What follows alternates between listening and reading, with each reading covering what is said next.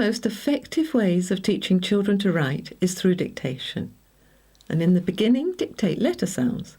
For example, the teacher might say, "I want you to write an A," and the children then try and write the A on a board, their own board, A, or on paper, A. If only one or two children are involved in the dictation, then it is easy to see if it is written neatly and with the correct formation. But that is impossible in a whole class situation, so the teacher could demonstrate it on the board after calling out the sound, such as, "Did you remember when you wrote the A to go up and round and back up to the top again and down? Did it look like this? Well done. Give yourself a tick. And now try a P," and so on.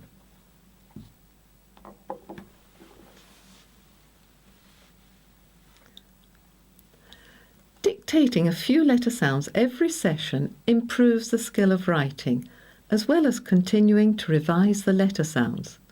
Now, this is enormously helpful to the children who have poor memories and who find it difficult to remember the letter sounds. Now, the next stage is to show the children how to write words. And for this skill, the children initially need to be taught to hear the sounds in words, that is, segmenting. And a way of developing this skill is to model it by calling out words and then saying the sounds, such as bus, b-a-s, pet, p-et, or hot, h-ot, and so on. Usually 6 to 10 words is enough for each session. And it is not long before the children, after being told a word, are able to say the sounds by themselves, without any of your help. And it only takes a minute for each session.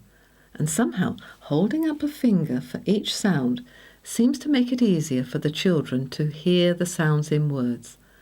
And it certainly keeps them active. And at the end of each quick session, it works well to demonstrate on the board how we actually write words. So, for example, you might say that you would like to write the word hat, and then ask the children to call out the sounds for you. Now, what is the first sound? Right. Put that on the board. Now, hat, h, and get the a out of the children. A, h, a. Nearly finished. Hat, h, a, and get the t. And then we can say, well, we've written the word hat. Let's just check ourselves. Hat. Well, that's right then. And once a child can hear the sounds in words and knows how to write the letters for those sounds, then he or she will be able to write words from dictation. So then each dictation session would include dictating a few letter sounds and a few words. And it works well to do a little and often rather than have a long session. When dictating words, it is important to choose words that are regular and that use the letter sounds that have been taught.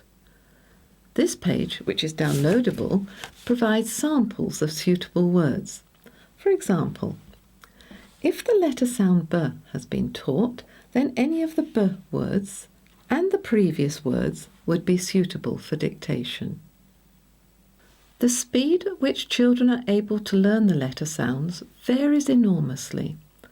And when teaching an individual child, it is possible to teach the letter sounds at the pace that the child can learn them, and that is a luxury. In a whole class situation, it is very different. There are many children in a class, and they need to be taught at the same time. With whole class teaching, it is important to have a good pace to the teaching, and it is recommended that 5 letter sounds are taught each week. That's 1 a day.